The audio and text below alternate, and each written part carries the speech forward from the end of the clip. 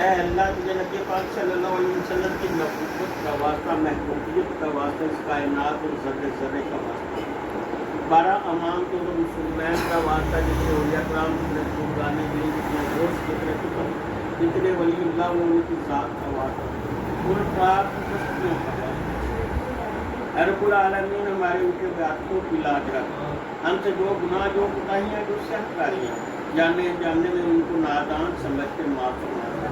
اے رب العالمین ہمارے حالوں پر خصوصی رحم، خصوصی کرم فرما دے۔ اے کائنات کا مالک ہمیں ایسا بنا تجھے اور تیرے محبوب صلی اللہ علیہ وسلم کو پسند آ جائے۔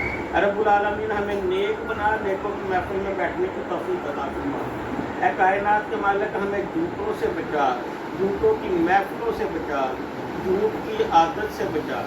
اے رب العالمین ہمیں اور ہمارے گھر میں رہنے والوں کو ذہنی دل عطا فرما، تمام برائیوں سے بچا، تمام بیماریوں سے بچا، تندرستیاں عطا فرما۔ اے کائنات کے مالک ہمارے رزق میں، جان میں، مال میں اضافہ فرما، دونوں جہانوں میں نیک نامی کی شہرت، قبر کے عذاب سے، عذاب الہی سے بچا۔ آخرت میں نبی کریم صلی اللہ علیہ وسلم کی شفاعت عطا فرما، آخرت میں سوالات جوابات میں آسانیاں عطا فرما۔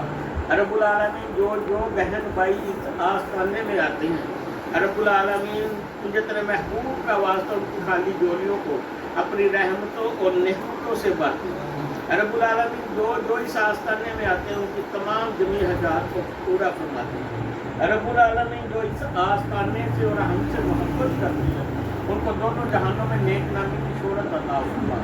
رب العالمین ہمیں اہل بیت کا مقام سمجھنے کی توفیق عطا فرما، اہل بیت سے عشق اور محبت کرنے کی توفیق عطا فرما۔ رب العالمین اہل بیت کا ادب کرنے کی توفیق عطا فرما۔ رب العالمین تجھے تیرے محبوب صلی اللہ علیہ وسلم کا واسطہ ہمارے علم میں اضافہ فرما۔ رب العالمین ہمیں تمام برائیوں سے بچا، دشمنوں کے شر سے بچا، خاص دین کے حسد سے بچا۔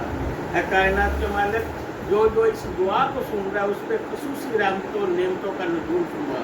جو پاکستان سے باہر ہیں ہمارے چاہنے والے ان پہ خصوصی کرم، خصوصی رحم فرما۔ رب العالمین تجھے تیرے محبوب صلی اللہ علیہ وسلم کا واسطہ اس دعا کو قبول فرما۔